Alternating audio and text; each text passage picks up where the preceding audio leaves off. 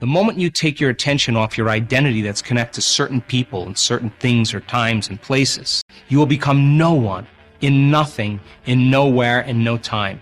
And that is the moment you become pure consciousness and you disconnect from everything known in your three-dimensional reality. And we could say then, if you're no longer in the familiar past or the predictable future, you are falling into the eternal now.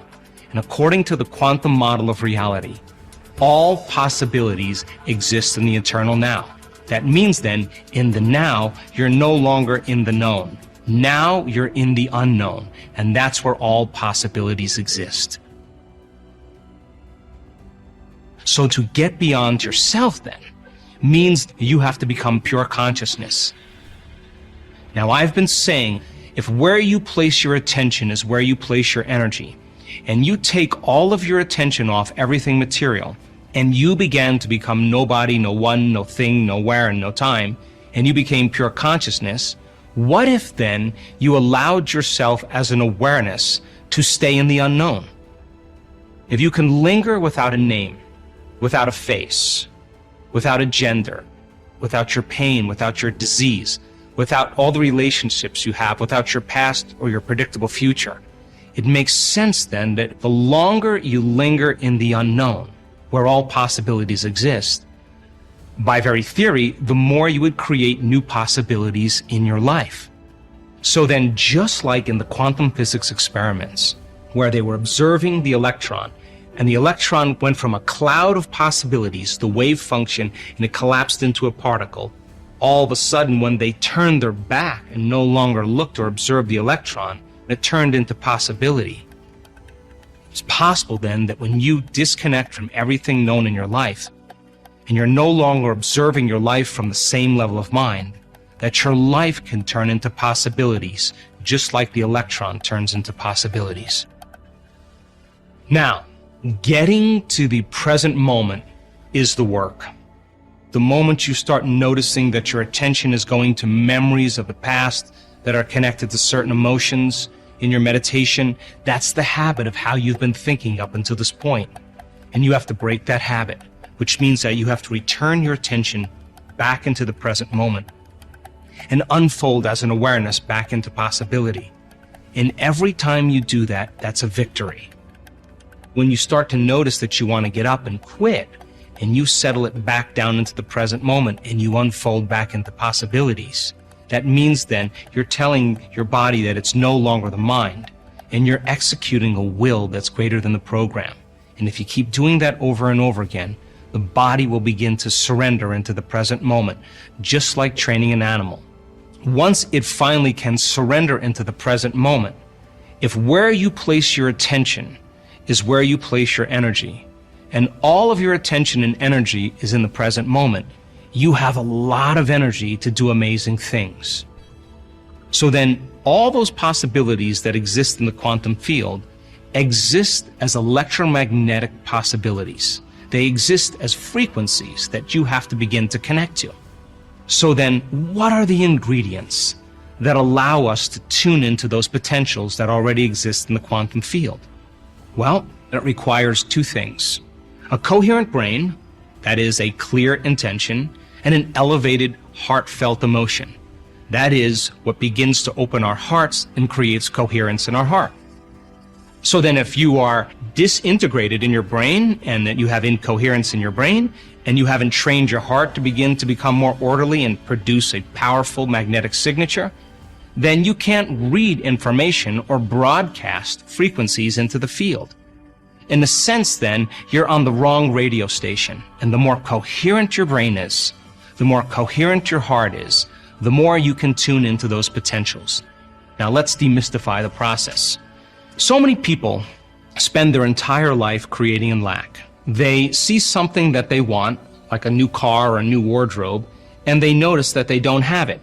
And when they notice that they don't have it, they experience separation or lack. So what they start to do is they start thinking about having that car.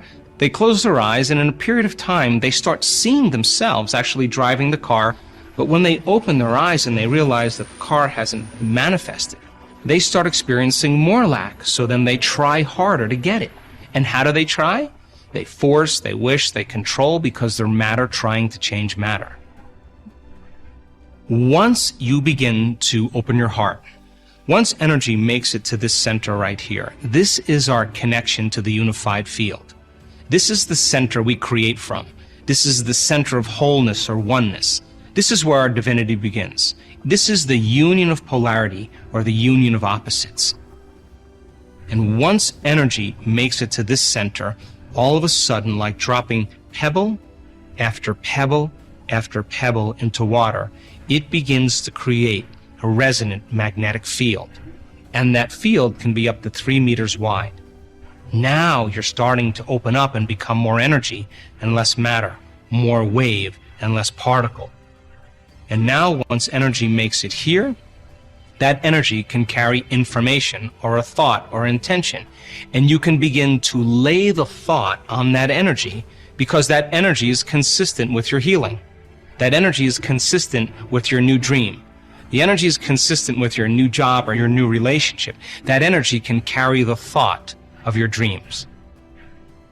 The energy of suffering can't carry the thought of your wealth because it's not consistent with that energy. So then when you begin to open your heart and you raise your energy and you begin to lay the thought on it, think of the thought as the electrical charge in the quantum field, and think of the feeling as the magnetic charge in the quantum field.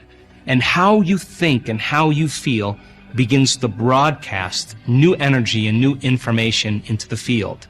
And for whatever you broadcast into the field is your experiment with destiny.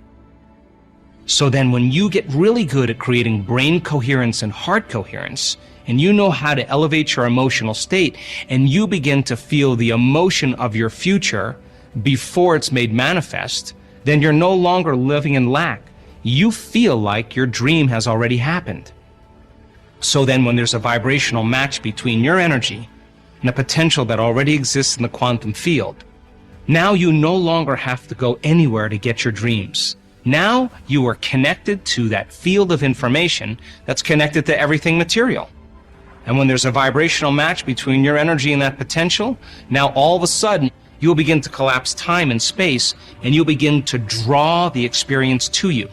And now you no longer have to go anywhere to get it. You are the vortex to your creation. So think of it like this. The thought sends the signal out, and the feeling draws the event back to you. So if you're intending on having a future, and you're waiting for the experience to happen so you can feel the emotions of your wealth or of your freedom, of your new relationship, then you're sending the thought out, but you're not drawing the experience back to you. So here's a great example. The HeartMath Institute did a novel study where they took a group of people that were expert prayers, and they set 3 vials of DNA in front of them. And they said to them, now listen, with all of your intent, we want you to see in your mind the DNA winding or unwinding, and just keep visualizing it winding and unwinding. That's the concept of the mind. They did it over and over again, and they checked to see if the DNA was changed in any way. And at the end of the experiment, the DNA was never changed. Intention did nothing to affect the DNA. So then they said to them, okay, now open your heart, create heart coherence, and just generate that signal out into the field, and let's see if that energy begins to affect the DNA. At the end of the experiment, they checked the DNA, and there was no change in the DNA. But when they said to those people, now we want you to see the DNA unwinding, and we want you to open your heart and give thanks that it's actually unwound before it occurred. The moment they combined that clear intention with an elevated emotion, more than 20% of the DNA unwound at a remote location. The thought sends the signal out, the feeling draws the event back. Or better yet, as you begin to open your heart and broaden your field, that energy is the handmaiden, or it's the carrier of that thought, and now you can begin to affect the nature of reality. So the fundamental question is, what are you broadcasting on a daily basis? If you finish your meditation and you combine a clear intention with an elevated emotion, and your heart is open and you feel connected to the energy of your future, It's your job to maintain that modified state of mind and body your entire day. And if you can, get ready. Something unusual is going to happen in your life. And it's going to come in a way that you least expect, that surprises you and leaves no doubt that it's come from your connection to the field. And you won't be able to predict when it's going to happen or how it's going to happen, because if you're looking to predict it, you're laying down a known over an unknown. You have to live in the realm of possibility, in a new state of being. And the moment you say, I got frustrated because of a coworker, I got angry because I was in traffic, and you disconnected from the energy of your future, now you're back to the energy of your past, and don't expect anything to change in your life. So then our job then is to be able to regulate the state with our eyes open as well as our eyes closed. And the side effect of this, when done properly, are those synchronicities, are those serendipities, are those coincidences that are beginning to come to us. And we no longer have to go and get it now. We are now a vibrational match with everything between now and who we are in our future. And now we are collapsing our future and bringing it towards us.